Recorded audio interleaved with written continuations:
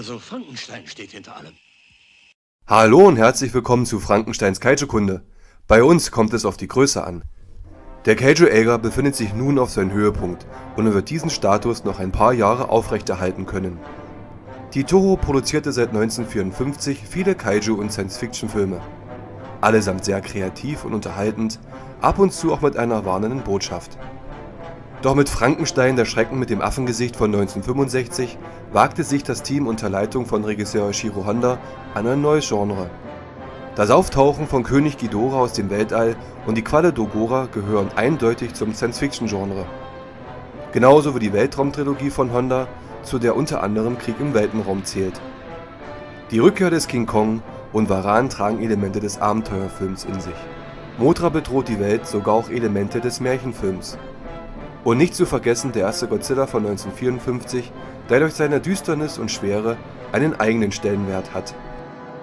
Mit diesem Film jedoch erkundet die Toho das Gebiet des Horror- bzw. Gruselfilms.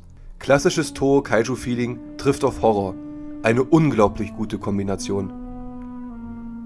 Wir wollen euch die tolle Entstehungsgeschichte von Frankenstein, der Schrecken mit dem Affengesicht, nicht vorenthalten und wünschen viel Spaß dabei. Wie schon erwähnt, befindet sich der Kaiju-Äger nun auf seinem Höhepunkt. Doch wo Licht ist, ist auch Schatten. Dieser Film hat keinen Slapstick und keinen Humor in sich. Es ist eine Produktion mit einem sehr interessanten Hintergrund sowie einer dramatischen Geschichte. Regisseur Honda hatte die letzten Jahre damit verbracht, sich künstlerisch mit Godzilla und anderen Kaiju auszutoben. Doch im Charakter Godzillas entwickelte sich etwas, mit dem Honda nicht einverstanden war: die Vermenschlichung. Gerade Ghidorahs erstes Auftreten im Vorjahr war in Komik und infantilen Momenten nicht zu übertreffen. Man erkannte, dass immer mehr Jugendliche und Kinder die Filme toll fanden und man orientierte sich an deren Sehgewohnheiten. Honda war also mit der Ausrichtung der Godzilla-Reihe nicht zufrieden. Dann stieß er auf dieses Projekt. Dafür musste er aber weit reisen, und zwar nach Amerika. Er machte nicht nur Sightseeing in New York und anderswo, sondern musste auch einen Deal mit der Produktionsfirma United Productions of America hinbekommen. Toho und die UPA hatten zusammen Mr. Magoo am Laufen. Chef der UPA war Henry G. Saperstein und dieser wollte einen Deal mit der Toho. Regisseur Honda sollte zu 3 Science-Fiction-Filme verpflichtet werden. Die Idee war bereits wenige Jahre zuvor als Arbeitstitel King Kong vs. Frankenstein geplant gewesen. Doch damals war der Produzent John Beck und gemeinsam mit der Toho wurde daraus die Rückkehr des King Kong. Ebenfalls sollte es eine Fortsetzung zu The Human Vapor von 1960 geben, in dem Frankenstein auch auftreten sollte. Schließlich sollte der Film den Titel Frankenstein vs. Godzilla haben und wurde später zu Frankenstein vs. Baragon. Der Regisseur musste nun einen Film drehen, der sich auf dem japanischen und amerikanischen Markt behaupten sollte. Dazu stellte ihm Saperstein amerikanische Schauspieler zur Verfügung. Er entschied sich für Nick Adams. Der Schauspieler war ein angesehener Mann aus Hollywood und hatte in bedeutenden Produktionen wie Denn sie wissen nicht, was sie tun mitgespielt. Adams kam im Sommer 1965 nach Japan und liebte es, dort zu sein. Die japanischen Filmcrews vor und hinter der Kamera verstanden sich sofort mit dem lebensfrohen Adams. Er und Honda verstanden sich ebenfalls gut und neckten sich gegenseitig. Regelmäßig lud ihn Honda in sein Haus zu einer Party ein. Adams war ein Lebemann und zwischen ihm und Schauspielkollegin Kumi Mitsuno soll es mächtig geknistert haben. Dies allerdings ist deren Angelegenheit. Adams gab sich zwar Mühe, gut Japanisch zu sprechen, doch für einen internationalen Filmrelease reichte es nicht aus. Daher sprach er während des Drehs auf Englisch, während sein Gegenüber Japanisch redete. Der Film wurde bereits 1964 diskutiert und im März 1965 gab es dann die Entscheidung. Godzilla wird durch ein anderes Kaiju namens Baragon ersetzt. Im Mai 1965 war die Geschichte fertig. An dem Drehbuch arbeiteten der Japaner Takeshi Kimura sowie der Amerikaner Reuben Berkowitz. Und die Geschichte könnte aufgeladener nicht sein. Bereits der erste Akt des Films ist mehr als ungewöhnlich. Nach einem spannenden Intro mit Akira Ifukubes toller Musik beginnt die Szenerie in Nazi-Deutschland. Das Hitlerreich hat nur noch wenige Monate zu existieren. Den Deutschen ist der Untergang bewusst und deshalb wollen sie das Herz von Frankenstein nach Japan in Sicherheit bringen. Doch mit dem Abwurf der Atombombe hat sich das erledigt.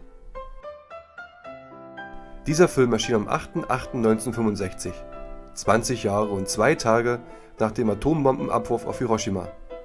Für einen Kaiju-Film in dieser Zeit zeigt er wirklich mutige Bilder. Die Stadt Hiroshima wird vor der Zerstörung gezeigt. Natürlich sind dies Aufnahmen von 1965, doch sie zeigen dem Zuschauer, dass auch Hiroshima ein guter Platz zum Leben war. Nur wenig später hören wir Fliegeralarm und Motorengeräusche. Honda zeigt dem Zuschauer das Flugzeug Enola Gay, welches die erste Atombombe der Menschheitsgeschichte abwarf. Kurz darauf explodiert sie und Tsuburaya kreierte durch ein spezielles Verfahren den Effekt des Atompilzes. Unser Max war im Herbst 2023 in Hiroshima. Dort konnte er sich einen Eindruck von der Stadt machen und war auch im Atombombenmuseum. Für ihn eine eindrucksvolle Erfahrung. Im zweiten Akt sehen wir die titelgebende Kreatur in einer sehr stimmungsvollen Einstellung. Frankenstein reißt einen Hund und verspeist ihn. Kamerawinkel und Lichtwechsel machen diese Szene sehr gut. Allgemein arbeitet der Film hervorragend mit tollen Einstellungen und Farben. Selten sah die Nacht so dunkel aus wie hier. Auch Horrorelemente werden gezeigt. Dazu zählt die abgetrennte Hand Frankensteins, die er sich bei dem Ausbruch aus seiner Zelle abreißt. Dieses lebende Stück vom Körper wurde für damalige Verhältnisse richtig gut animiert. Im dritten Akt dreht Tsuburaya und sein Team so richtig auf. Mit tollen Modellbauten und einem sehr gelungenen Wald zelebriert dieser Film eine absolute Kunstform des frühen Kaiju-Eiga. Der Film endet mit einem gewaltigen Waldbrand. Man muss sich nur einmal vorstellen, wie aufwendig diese Szenen gedreht wurden. Den Ursprung des Wesens Frankensteins stammt von der Schriftstellerin Mary Shelley, die in ihrem gleichnamigen Roman dem Wissenschaftler Victor Frankenstein ein künstliches Lebewesen kreieren lässt. Der Name Dr. Frankenstein wird auch im Film zu Anfang kurz erwähnt. Doch das war es auch mit den Gemeinsamkeiten. Im Film wird das Wesen jedoch weiterhin als Frankenstein bezeichnet. Tohos Frankensteinwesen ist unsterblich und kann sich immer wieder neu regenerieren.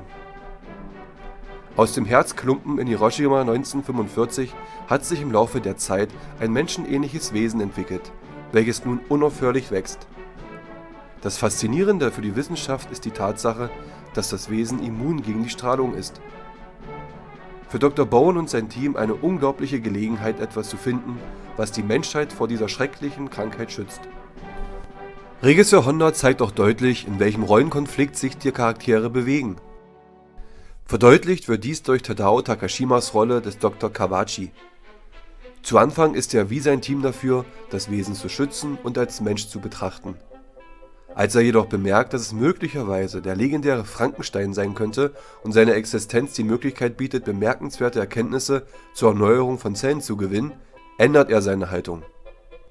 Nachdem ihm Dr. Liesendorf geraten hat, einen Körperteil Frankensteins zu amputieren, damit er sich sicher sein kann, es mit Frankenstein zu tun zu haben, wird der Wunsch von ihm stärker, es herauszufinden. Er nimmt seinen Mut zusammen und man merkt, dass er im Rollenkonflikt ist. Doch zu der geplanten Amputation kommt es nicht. Als Frankenstein entkommt und das Militär versucht, ihn zu töten, ist er dem nicht abgeneigt. Vorausgesetzt, sein Herz und sein Gehirn bleiben erhalten, damit er der Wissenschaft noch zur Verfügung steht. Hier kommt ein bekanntes Phänomen zutage. Kawachi will ein Wesen, Frankenstein, töten, damit durch seinen Tod Erkenntnisse geschaffen werden, die Millionen Menschen von Nutzen sein könnten. Ein klassisches Motiv der Wissenschaft. Auf ein Leben verzichten, damit Millionen gerettet werden können. Als Kawachi bereits eigene Granaten entwickelte und gegen Frankenstein einsetzen möchte, erscheint Baragon und verletzt diesen. Frankenstein kommt seinem ehemaligen Familienmitglied zur Hilfe und übergibt ihm Dr. Bone und Zoeko. Im Laufe des Kampfes sieht Kawachi seine Haltung als Fehler ein. Frankenstein war 死んだでしょうか。いや、彼は永久の生命を持っている。いつかはどこかに出てくると思う。Frankenstein ist ein tragischer Charakter, der einfach nur seine Ruhe möchte. Er wurde in der Trümmerwüste von Hiroshima sich selbst überlassen und musste ums Überleben kämpfen. Wie genau aus dem Herz sich das Wesen entwickelte, ist ungewiss. Zoeko, gespielt von Kumi Mitsuno, ist die Brücke zwischen ihm und den Menschen. Auch für den kulturellen Austausch der Völker untereinander baut Honda eine Brücke. Es ist aber nicht so offensichtlich wie noch in Weltraumbestien oder Gorath.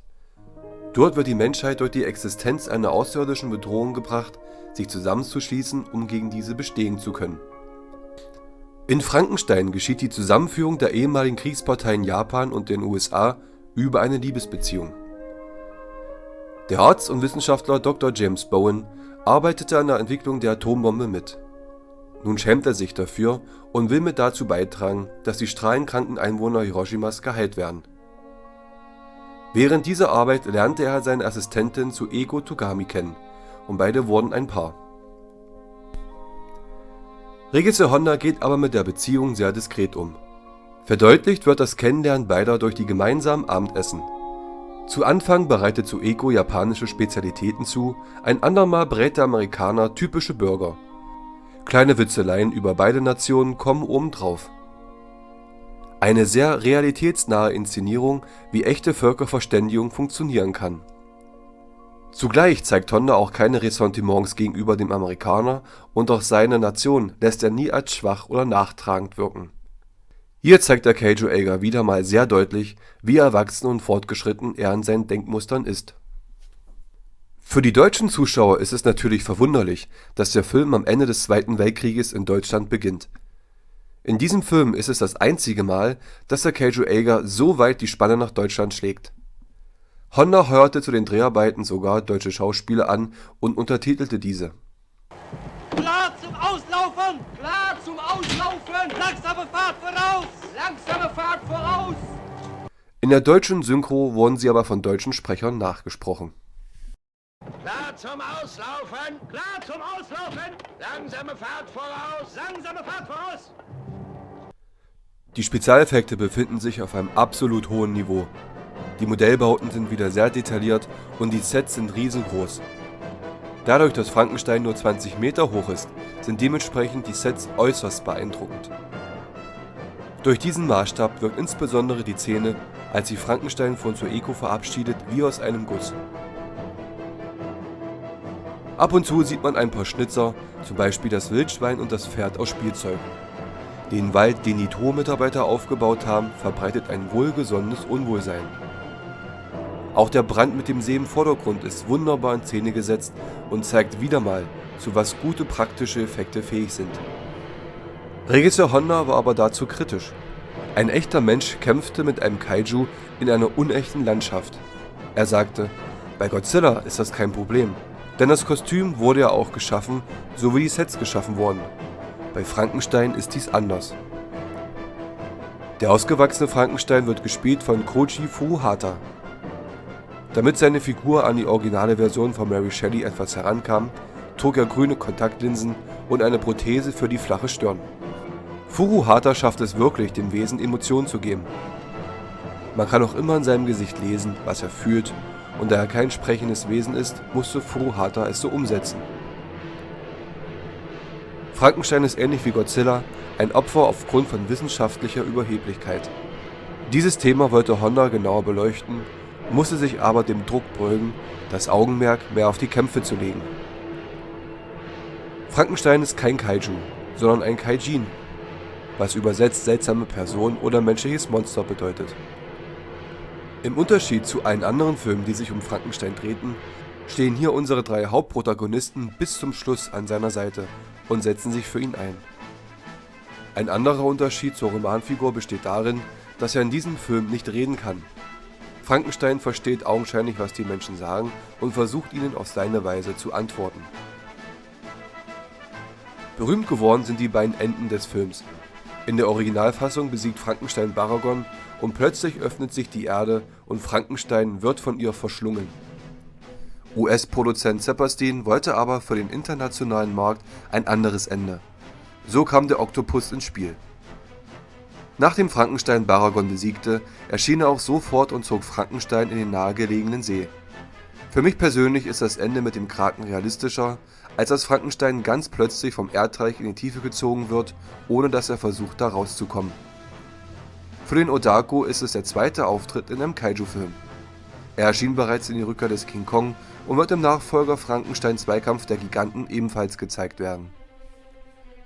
Frankensteins Gegner ist aber das titelgebende Kaiju Baragon. Im japanischen Trailer zu dem Film wird er als wilder König des Untergrunds betitelt. Seinen Namen hört man im Film aber nie. Wie schon erwähnt, wurde Baragon durch Godzilla ersetzt. Das Kaiju ist an Reptilien angelehnt und bewegt sich meist unterirdisch fort. Im Film werden seine natürlichen Instinkte wie Hunger als böse dargestellt. Warum Baragon auftauchte, ist nicht endgültig geklärt. Möglicherweise wurde er bei den Bohrungen nach Öl bei der Stadt Akita aus seinem Schlaf gerissen. An der Bohrinsel wird er nämlich zuerst gesichtet. Gespielt wird Baragon von Haruo Nakajima. In Szenen, bei denen Baragon durch die Luft fliegt, war zum Glück Nakajima nicht drin, sondern das Kostüm wurde mit speziellem Material ausgefüllt. Kaitsu Murase installierte in Baragons Horn ein Licht, das dieser im Kampf als Warnsignal einsetzt. Im Film speit Baragon, ähnlich wie Godzilla, einen Hitzestrahl, der sich auch so anhört. Nur ist er bei ihm rot statt blau. Auf Postern wurde er nicht mit seinem Hitzestrahl abgebildet, sondern mit ähnlichen Strahlen wie die von King Ghidorah. Das Kostüm von Baragon wurde für die Serie Ultraman noch mehrere Male umgebaut. 1968 erschien er in Frankenstein und die Monster aus dem All ein letztes Mal in der Showa-Ära. 33 Jahre später taucht er in Shozuke Kanekos GMK wieder auf. Dort ist er ein gutartiges Kaiju einer alten Legende, welches einen zombie-ähnlichen Godzilla versucht in Schach zu halten. Musikalisch untermalt wird dieser Film wieder durch den Komponisten Akira Ifukube. Erneut präsentiert uns der Meister einen wunderbaren Soundtrack. Angefangen mit einem tollen Intro, welches wirklich neu für Ifukube ist, denn sonst donnert einem ja immer ein gewaltiger Marsch entgegen. Allgemein zählt das Frankenstein-Thema zu seinen besten Themen, welches hohen Wiedererkennungswert hat. Dieses hört man im Verlauf des Films in verschiedenen Varianten. Der Militärmarsch ist erneut ein richtiger Ohrwurm,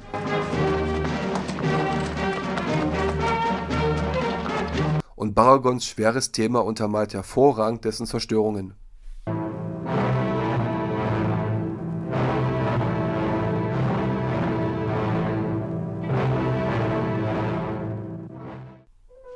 In den Hauptrollen sehen wir Nick Adams, der Dr. James Bowen, verkörpert. Bowen arbeitete zu Beginn seiner wissenschaftlichen Tätigkeit an der Atombombe mit und möchte nun mit seinen Forschungen beitragen, dass aus dieser Katastrophe gelernt wird. Typisch für Honda-Filme repräsentiert er die vernünftige Seite der Wissenschaft und will Frankenstein am Leben erhalten. Adams nimmt man die Rolle sofort ab und sein Auftreten ist ein Highlight in der frühen Phase des Kaiju-Eiga. Kumi Mitsuno spielt Dr. Soeko Togami. Für Frankenstein ist sie die einzige Person, bei der eine echte Bindung herrscht und man sieht, wie er versucht, auf seine Weise mit ihr zu kommunizieren. Als er ausbricht, findet er Soeko und wahrscheinlich weiß er, dass er nicht in unsere Welt zu passen scheint und verabschiedet sich von ihr.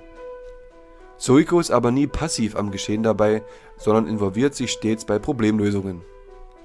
Tadao Takashima verkörpert Dr. Kawachi und bringt die Zerrissenheit seines Charakters sehr gut rüber. Yoshio Tsuchiyas Charakter ist der Soldat Kawai. Zuerst ist er Teil der Besatzung des U-Boots, welches das Herz nach Hiroshima bringt. Nach dem Krieg arbeitet er auf einer Bohrinsel und sichtet zuerst Baragon. Sein Charakter ist der Dreh- und Angelpunkt des Films, denn er berichtet Bowen und sein Team von der Existenz des Herzens und dass sie nach Frankfurt zu Dr. Liesendorf müssen. Als später Frankenstein für die Tode verantwortlich gemacht wird, ist er derjenige, der seine Beobachtungen öffentlich macht und teilt dem Team mit, dass ein zweites Kaiju existieren muss. Takashi Shimura sehen wir hier zum letzten Mal im Kaiju-Eiga-Genre. Er spielt einen Arzt in Hiroshima, der damit beauftragt wurde, es für Kriegszwecke zu untersuchen. Doch beim Erhalt des Herzens fiel die Bombe. Shimura ist eines der prägendsten Gesichter des Kaiju-Eiga. Seine Rollen im Kaiju-Eiga waren meist belesene und positiv autoritäre Charaktere. Er verstarb 1982. Einen kurzen Auftritt haben noch Yoshifumi Tajima als U-Boot-Kapitän, Peter Mann als Dr. Liesendorf, Jun Tazaki als General und Kenji Sahara als Soldat. Nicht zu vergessen ist Koji Furuhata, der den erwachsenen Frankenstein spielt. Dass ein Mensch die Rolle eines riesigen Lebewesens verkörpert, ist neu und kam auch nie wieder im Genre vor. Seine Darstellung des Frankensteins ist gut gemacht und er schafft es wirklich, die Emotionen des Wesens hervorragend rüberzubringen. Laut Kostümbildner Kaitsu Murase wurde Furuhata bald nach den Dreharbeiten taub und musste sich von der Schauspielerei zurückziehen. Wie sein aktueller Zustand ist nicht bekannt. Sumio Nakao spielt den jungen Frankenstein. Insgesamt einer der besten Casts des Kaiju Eiga. 隊は直ちに撤収せよ撤収 Franken Shooter-in Tai Baragon, so der japanische Originaltitel, hatte am 8. August 1965 seine offizielle Premiere. Genau 2 Tage und 20 Jahre nach Hiroshima. Ob es ein Zufall war oder Symbolik, lässt sich nicht genau sagen. In Deutschland erschien er unter Frankenstein, der Schrecken mit dem Affengesicht, am 13. Juli 1967. Ohne dass die deutschen Verleiher es wussten, haben sie mit diesem Titel den Kaiju Eiga im deutschsprachigen Raum außerordentlich geprägt. Bis zu dem Zeitpunkt 1967 erschien in Deutschland nur der erste Godzilla, Godzilla kehrt zurück und Befehl aus dem Dunkel, der Godzilla-Reihe in Westdeutschland. Nach dem Start von Affengesicht wurden sämtliche nachfolgenden Godzilla, Gamera und andere Kaiju-Produktionen mit dem Namen Frankenstein im Titel beworben. Ob es daran lag, dass sich Affengesicht gut an den deutschen Kinokassen behauptete, kann man nicht mehr genau nachvollziehen. Auf jeden Fall prägten diese Titel eine ganze Generation von Kinobesuchern in den 60er und 70er Jahren, die diese Filme im Kino sehen konnten. Außerdem dient Frankenstein als Namensgeber von unserem Kanal. Also Frankenstein steht hinter allem. Laut dem Buch Godzilla Dictionary von 2014 gehören der Schrecken mit dem Affengesicht und sein Nachfolger Zweikampf der Giganten offiziell zur Godzilla-Showa-Ära. Würde auch ein wenig Sinn ergeben, denn im Nachfolger werden erstmals die Maser-Kanonen eingeführt, die später bei Godzilla zu sehen sind. Dort jedoch als Stock-Footage. Dies war mir neu, jedoch spielen die beiden Frankenstein-Filme auch in der Kiryu-Timeline von 2002. Ich mag diese Timeline von Kiryu sehr, finde es aber auch sehr schade, dass daraus nicht mehr gemacht wurde. Potenzial hat es durchaus. Vielleicht wird sich die Toho entscheiden, kleine Spin-offs zu dieser hervorragenden Saga nachzudrehen. Das Kaijin Frankenstein, wie wir es hier sehen, hatte bis heute keinen weiteren Auftritt. Leider muss man sagen. Der Toho würde heutzutage sicherlich ein großer Erfolg garantiert sein, wenn sie sich an den Prinzipien von Hondas Klassiker orientieren würde. Tolle Teams, die sich an den modernen Kaiju Eiga herangetraut und wahnsinnig gut erneuert haben, sind ohne Zweifel vorhanden. Man bedenke nur die Produktionen von Shin Godzilla und Godzilla Minus One. Baragon war aber nicht nur 2001 wieder in GMK zu sehen, sondern er schaffte es auch in vielen Comics und Videospielen. In Deutschland war der Film die erste Veröffentlichung von Anolis Entertainment in deren großartigen Kaiju Classics Reihe. In der deutschen Fassung nicht gezeigte Szenen wurden im Original belassen und untertitelt. Ebenso findet man dort auch die 2 Enden des Films. So sieht eine gelungene Auswertung auf DVD aus. Man kann nur hoffen, dass Anolis mit ihren tollen Programmen weitermacht. Frankenstein der Schrecken mit dem Affengesicht lief erfolgreich in den japanischen und internationalen Kinos. Mit dem Erfolg der Toho durch Kaiju- und Science-Fiction-Filme wollten natürlich auch andere Studios daran teilhaben. Wenige Monate nach der Premiere des Films erschien Godzillas erfolgreichster Konkurrent auf der Kinoleinwand. Die Daiei Studios brachten Gamera im November 1965 in die Kinos und ließen ihn die Lichtspielhäuser erobern. Produzent Tanaka reiste mehrmals nach Amerika und im Dezember 1965 war klar, dass dieser Film einen Nachfolger bekommen würde. Doch bis wir dahin kommen, dauert es noch ein wenig. Zuerst erscheint die fliegende Schildkröte und anschließend versuchen Aliens vom Planeten X Godzilla und Rodan für ihre Zwecke zu missbrauchen. Danach jedoch sehen wir einen Zweikampf der Giganten zwischen 2 Frankenstein-Brüder. Wir hoffen, das Video hat euch gefallen. Bis dann!